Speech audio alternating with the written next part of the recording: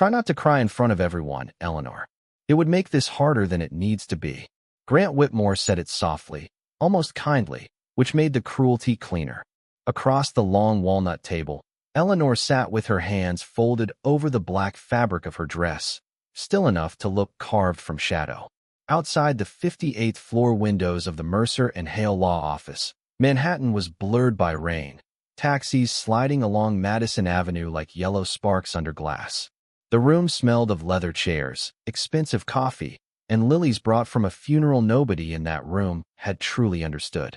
Richard Alden, founder of Alden Meridian Group, had been buried that morning beneath a gray sky, and now his final wishes lay inside a sealed envelope in front of his attorney. Grant had come because he believed this reading mattered to his future. He had also come because Eleanor was there, and some small, polished part of him wanted to watch her break. His new fiancée, Vanessa Cole, sat beside him in a cream-colored coat, her diamond bracelet resting on the table as if the room itself had been arranged to admire it. Every few seconds, she glanced at Eleanor with the soft smile people use when they want their pity to look like grace.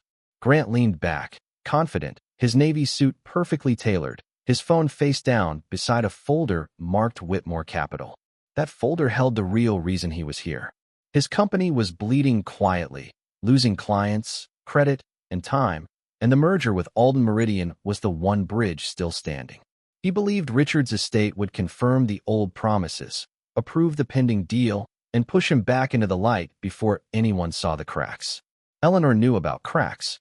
For 11 years, she had lived inside Grant's shadow, smoothing his speeches, remembering his investors' birthdays, catching the details he dropped, and letting him call the success his own.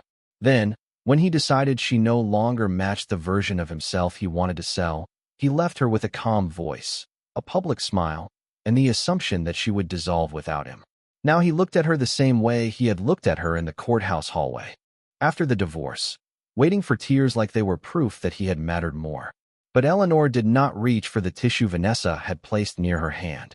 She did not touch the water glass trembling faintly from the storm outside. She only looked at the envelope. Julian Mercer, the estate attorney, adjusted his glasses and broke the seal with a silver letter opener. The paper made a quiet sound, barely more than a breath, yet something in Grant's face changed as Julian read the first line. Not fear. Not yet. Just the beginning of confusion.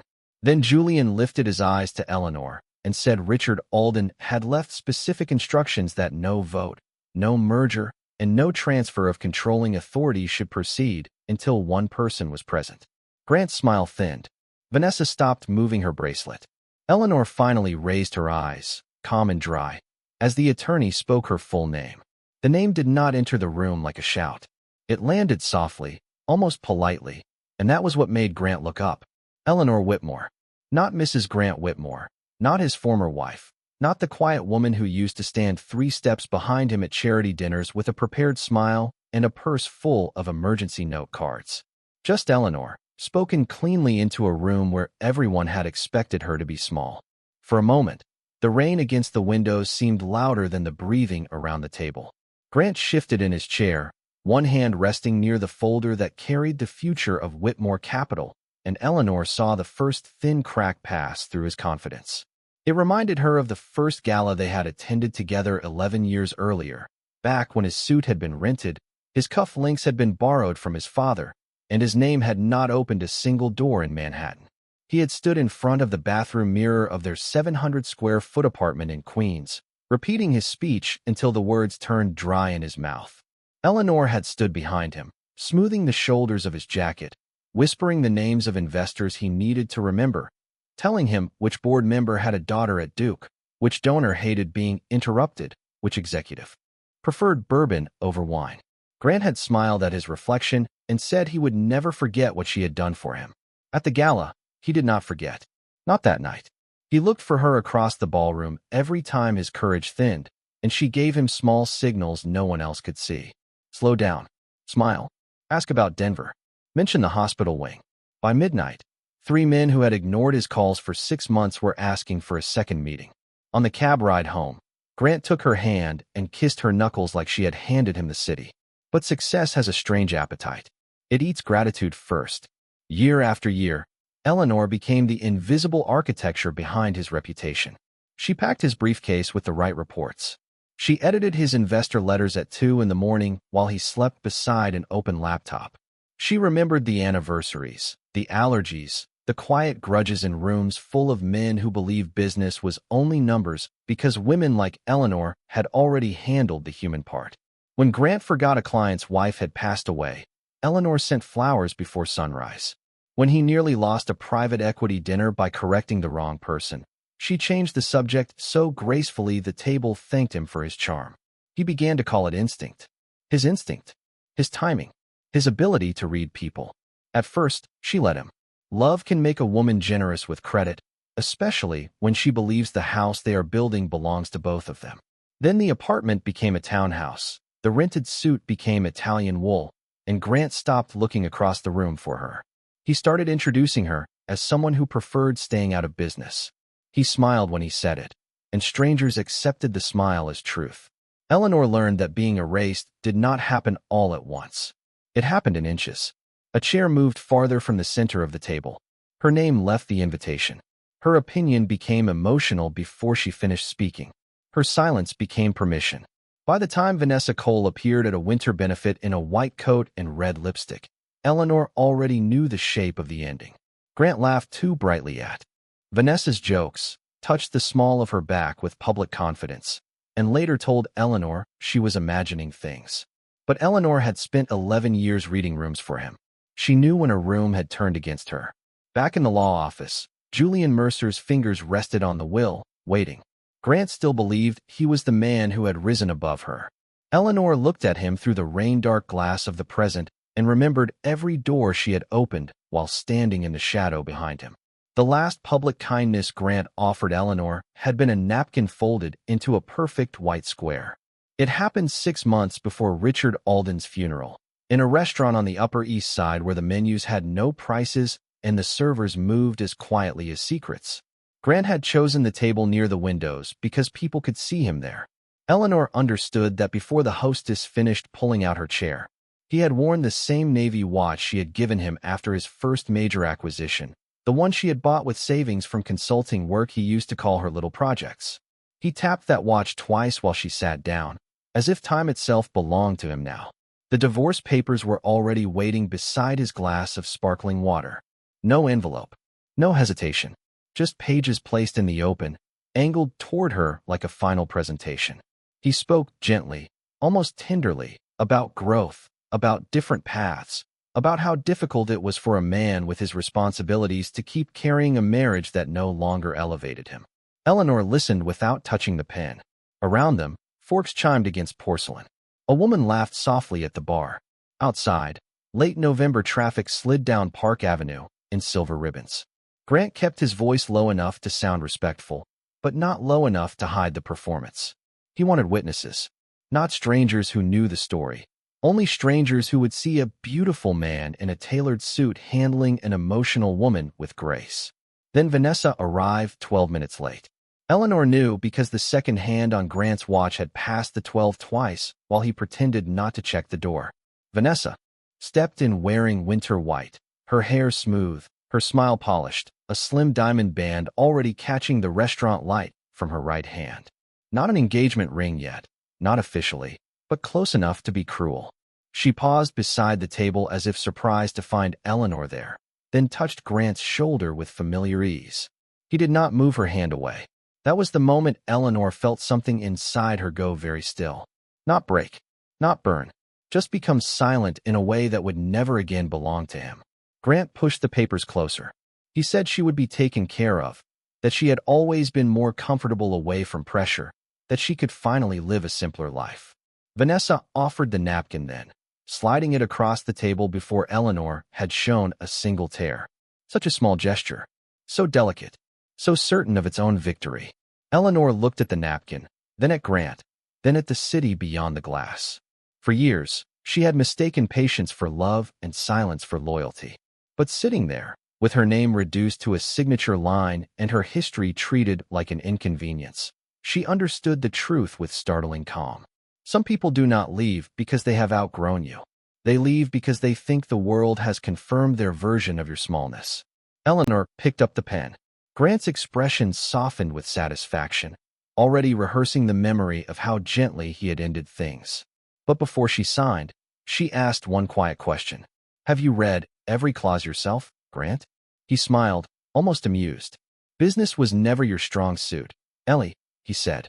So Eleanor signed, not because she was defeated, but because for the first time in 11 years, she wanted the door closed behind her.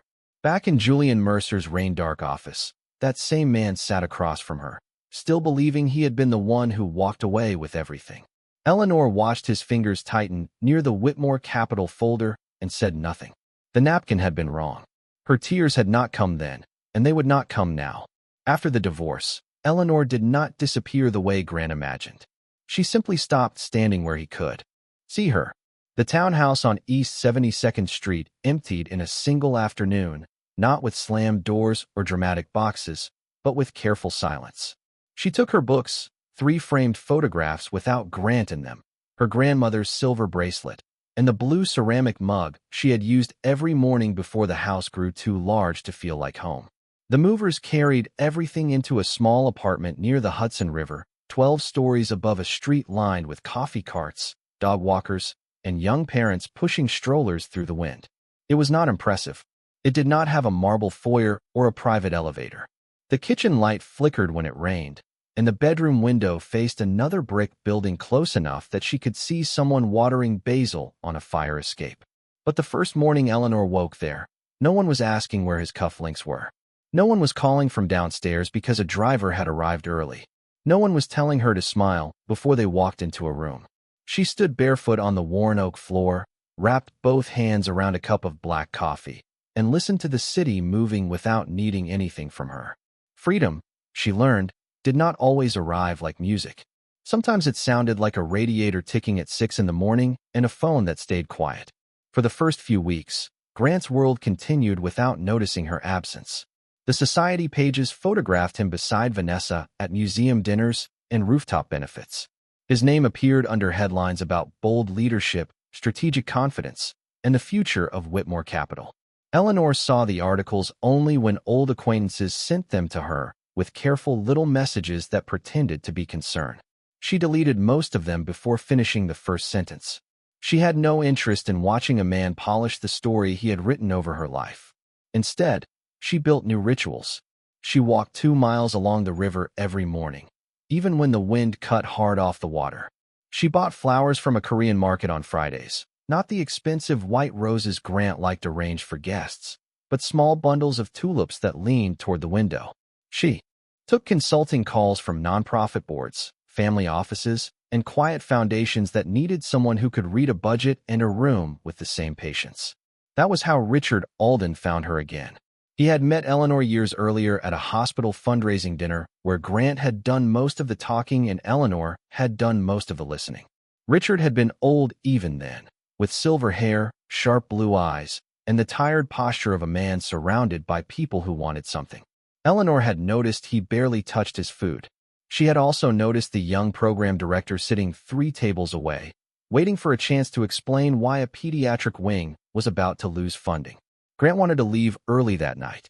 Eleanor stayed 10 minutes longer and made the introduction Richard did not know he needed.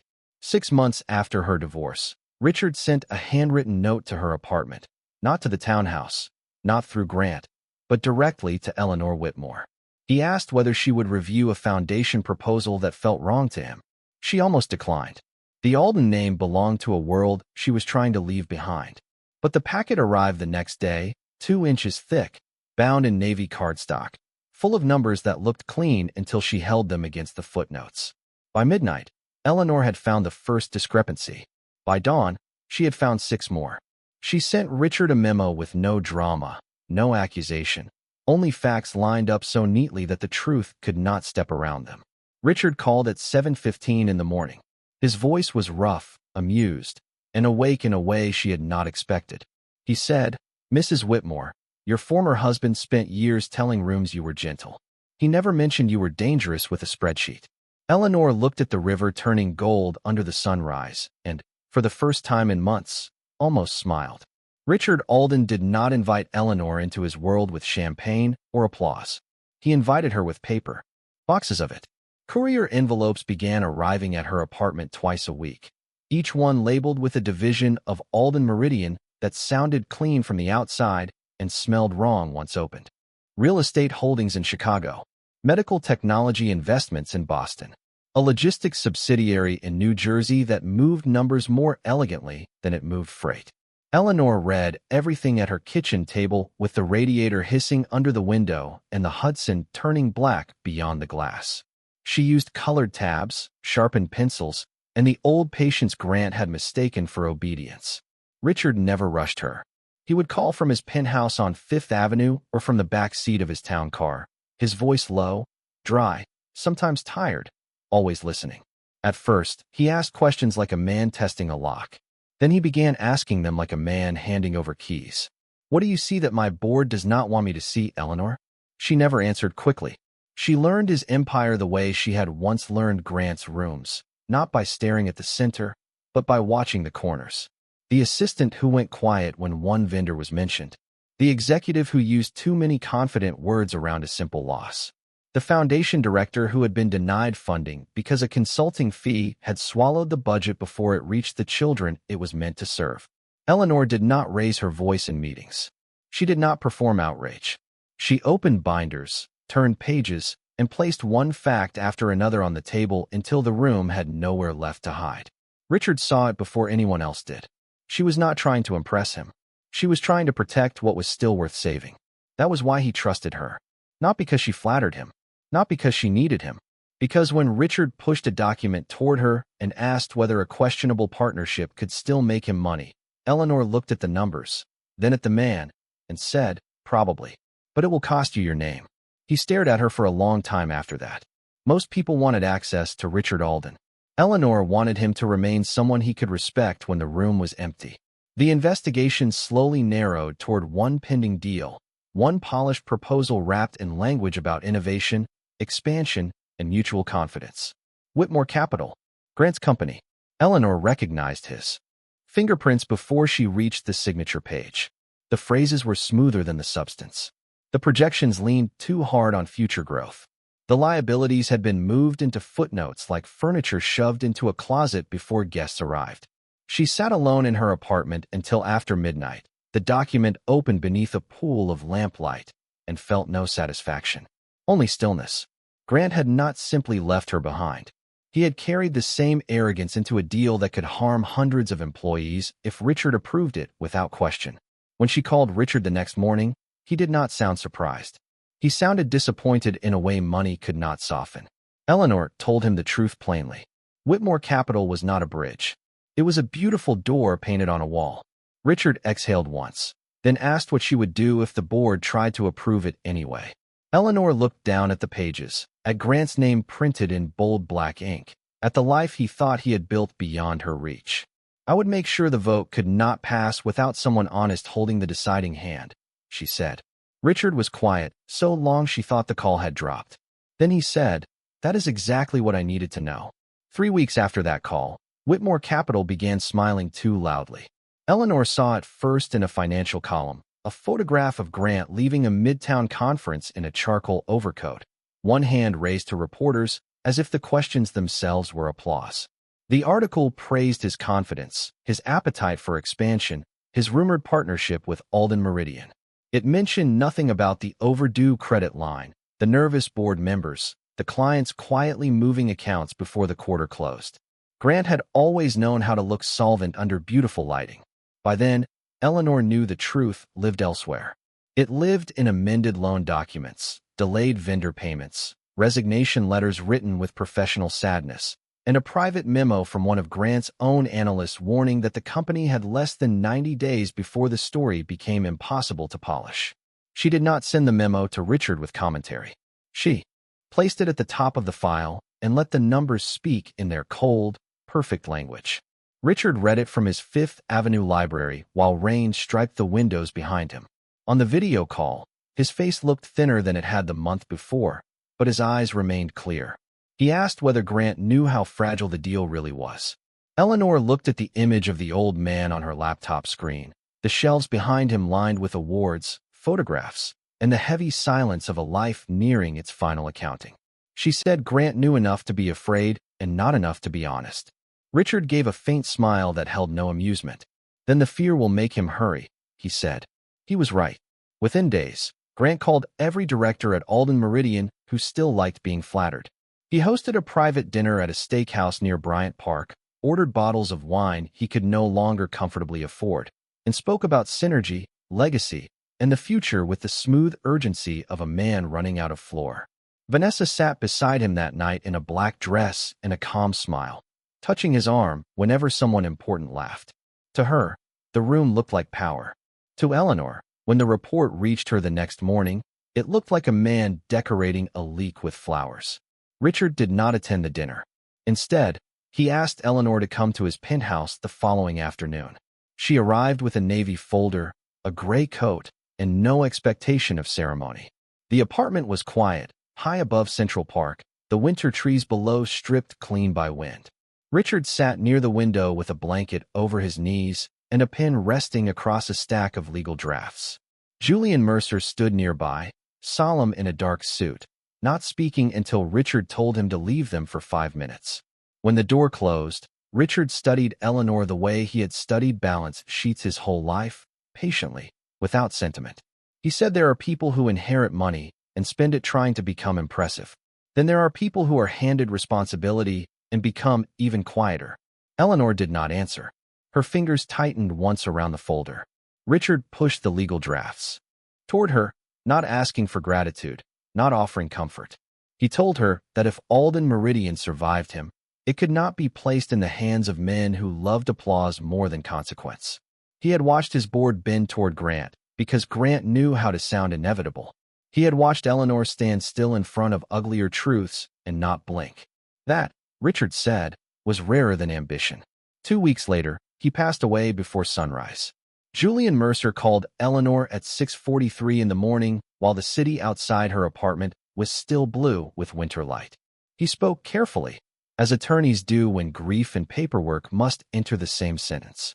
Richard had left final instructions. Her presence was required at the will reading. Several pending matters, including the Whitmore Capital merger, would be frozen until then. Eleanor thanked him, ended the call, and stood barefoot in her kitchen while the coffee machine clicked behind her. On the counter sat a small velvet box she had not opened since the divorce. Inside was her old wedding ring, clean, bright, and useless. She looked at it for a long moment, then closed the box without touching the ring. When the day came, she chose the plain black dress, the low heels, and the silver bracelet from her grandmother. She took a cab through 30 blocks of rain to Mercer and Hale, rode the elevator to the 58th floor, and stepped into the room where Grant was already waiting to see what was left of her. Grant was already seated when Eleanor entered, and he looked almost relieved to see her. That was the first insult. Not surprise, not concern, not even discomfort, but relief, as if her presence confirmed the version of the morning he had prepared in his mind. She was supposed to be the emotional loose thread in the room, the ex-wife summoned out of courtesy, the quiet woman who would receive some sentimental keepsake from an old billionaire and mistake it for destiny. Vanessa sat beside him with her ankles crossed, cream coat draped over her shoulders, the diamond on her wrist catching every flicker of gray light from the windows. When Eleanor walked in, Vanessa gave her a small, careful smile, the kind a person gives someone they believe has already lost.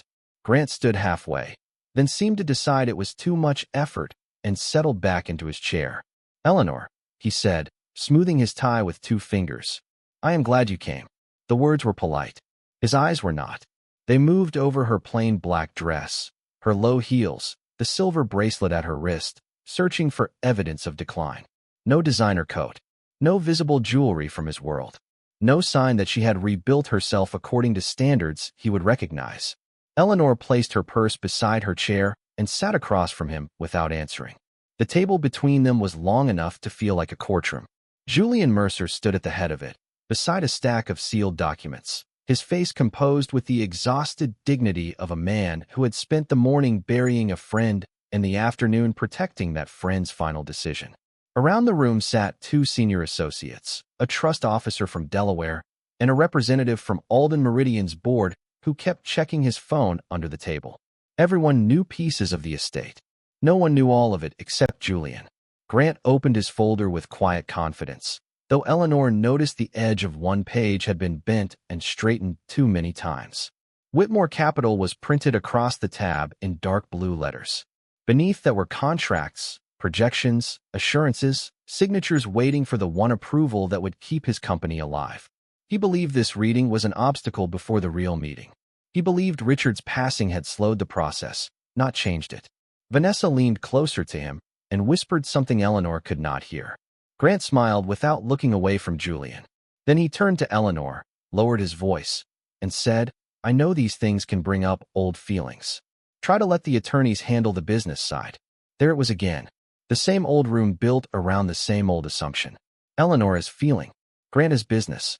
Eleanor is memory. Grant is future. She looked down at her hands, not because she was wounded, but because they had remained perfectly steady. Julian cleared his throat. He spoke first about Richard Alden's charitable trusts, the medical foundation, the scholarship program in Queens, the Coastal Preservation Fund in Maine. Grant listened with courteous impatience, tapping one finger once against the table, then stopping when Vanessa glanced at him. Outside, the rain thickened until the skyline disappeared behind silver water. Julian turned a page. His voice changed. Not louder, only heavier. Before addressing corporate succession and voting authority, he said, "Mr. Alden requested that I read one handwritten statement exactly as written." Grant sat a little straighter. The board representative finally put his phone face down. Julian unfolded a small sheet of ivory paper. For the first time that morning, his composure seemed to cost him something. He read, "Do not give my empire to the loudest man in the room. Give it to the person who heard the truth when no one else wanted it spoken." Vanessa's smile faded by a fraction. Grant stared at Julian, waiting for the sentence to become harmless. Eleanor did not move. She only watched the rain slide down the glass as Julian lowered the note, reached for the next document, and placed his hand on the page that would change the temperature of the room. Julian did not rush the page. He turned it with the care of a man opening a door that could not be closed again, and the room seemed to lean toward him. Grant watched with a faint frown, the kind he used when a number on a report did not match the story he had already told himself. Vanessa sat very still beside him, her bracelet no longer flashing because her wrist had stopped moving. Eleanor kept her eyes on Julian, not Grant, not the folder marked Whitmore Capital, not the tissue still resting near her hand like a small white insult from another life. Julian began with the formal language of trusts, shares, transfer restrictions, and corporate succession. Most people in the room heard procedure. Grant heard delay. Eleanor heard Richard's final act of precision. Then Julian reached the sentence that mattered, and his voice settled into the silence like snow over black pavement. "Effective upon my death, controlling voting authority equal to 52% of Alden Meridian Group shall transfer to Eleanor Claire Whitmore, with full discretion over pending mergers, acquisitions, board appointments, and strategic approvals for a period of no less than 7 years." For 1 second, nothing moved. Even the rain seemed to pause against the glass. The board representative's pen slipped from his fingers and rolled once across the table before stopping near Grant's folder. Vanessa looked from Julian to Grant, waiting for him to smile, object, explain, correct the room, do any of the things powerful men are supposed to do when reality embarrasses them. But Grant did not smile. His face had gone pale in a quiet, professional way, as if every light in him had been turned down at once. He looked at Eleanor then, truly looked at her, perhaps for the first time since before the rented suit, before the townhouse, before he learned how easily applause could replace gratitude. She did not look triumphant. That unsettled him more than anger would have. Anger would have given him a script. Tears would have given him mercy. But Eleanor gave him only stillness. Julian continued, explaining that all pending proposals involving Whitmore Capital were immediately suspended until Eleanor reviewed the risk disclosures, debt obligations, employee impact reports, and ethics findings attached to the file. Each word landed neatly. Suspended. Reviewed. Risk. Debt.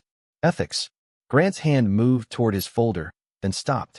He suddenly understood that the papers he had carried into the room, like weapons, were now only requests. The merger he had promised his investors, the rescue he had described to Vanessa over candlelit dinners, the future he had already announced before it existed. All of it required a signature from the woman he had once told to stay away from the business side. Vanessa drew her hand back from his arm. It was not dramatic, only half an inch. But Eleanor saw it, and so did Grant. The room had changed temperature, and everyone inside it knew where the warmth had gone. Grant cleared his throat, but the sound was too small for him. He said there must be context Richard failed to understand. Julian calmly placed another document on the table. Mr. Alden understood the context very well, he said. Mrs. Whitmore provided the analysis. The word Mrs. struck the air with strange force, not as possession, not as memory, but as a title Grant no longer controlled. Eleanor finally reached for the document in front of her. Her fingers touched the edge of Richard's will, steady and unhurried. Grant stared at her hand as if it had become the lock on every door he needed opened. Then Eleanor lifted her eyes, and the man who had come to watch her break realized the Empire had not chosen him. It had been listening to her all along. Grant tried to speak Eleanor's name the way he used to, softly, privately, as if a familiar tone could unlock a door that law, money, and consequence had already closed. Ellie, he said, and the room heard the weakness before he did. Eleanor looked at him without flinching. Eleanor, she corrected, not coldly, not cruelly, only with the accuracy of a signature placed on the right line. Grant swallowed, and for the first time all morning, his confidence had nowhere elegant to sit. Vanessa's hand remained in her lap. The board representative stared at the table.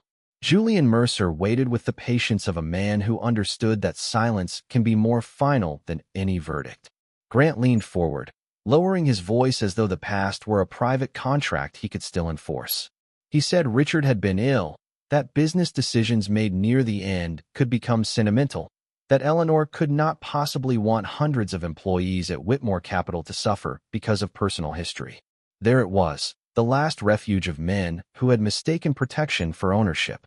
He had turned her loyalty into his reputation, turned her patience into proof of weakness, and now he wanted to turn her dignity into rescue. Eleanor glanced at the Whitmore Capital folder. She saw the bent corners, the polished forecasts, the careful language wrapped around a company that had been asking others to carry risks Grant refused to name. She did not smile. She did not remind him of the restaurant, the napkin, the winter white coat, or the sentence he had spoken when he thought. Business was not her strength. She opened the file instead. Page by page, the room listened to paper move. That was the sound Grant had never feared from her, because he had always been listening for tears. Eleanor stopped at the employee impact report and placed one finger on the margin. Alden Meridian will review the proposal, she said, but not as a favor, not as a memory, and not as an apology for surviving you. Grant's face tightened. Vanessa looked down, as if the diamond on her wrist had suddenly become too bright. Eleanor continued, her voice calm enough to make every word heavier. The review will include debt exposure, disclosure accuracy, leadership conduct, and the effect on every employee whose paycheck should not depend on a man's pride. If the company can stand on facts, it will be considered. If it cannot, I will not use Richard Alden's legacy to hide what you refuse to repair. Grant stared at her, and something old passed across his face. Not love, not regret exactly, but recognition arriving too late to be useful. He finally saw the woman who had built rooms before he entered them, who had remembered names before he shook hands, who had held silence not because she had nothing to say, but because she had been listening better than anyone else. Eleanor closed the folder. The sound was small. It ended an era. Julian nodded once and gathered the documents. Outside, the rain began to thin, and pale light spread across the glass towers of Manhattan. Eleanor stood, lifting her purse from the chair beside her. Grant rose too quickly, as if movement could stop her from leaving. He said her name again, properly this time, but it no longer had power in his mouth. She paused at the door, not to punish him, not to forgive him, only to leave the room without carrying him inside her. Then she walked into the hallway, her low heels quiet against the marble floor, her grandmother's silver bracelet catching the first clean light after the storm. Behind her, Grant remained beside the empire he had needed and never deserved to command. Eleanor did not win him back. She won herself, and this time, everyone had to watch.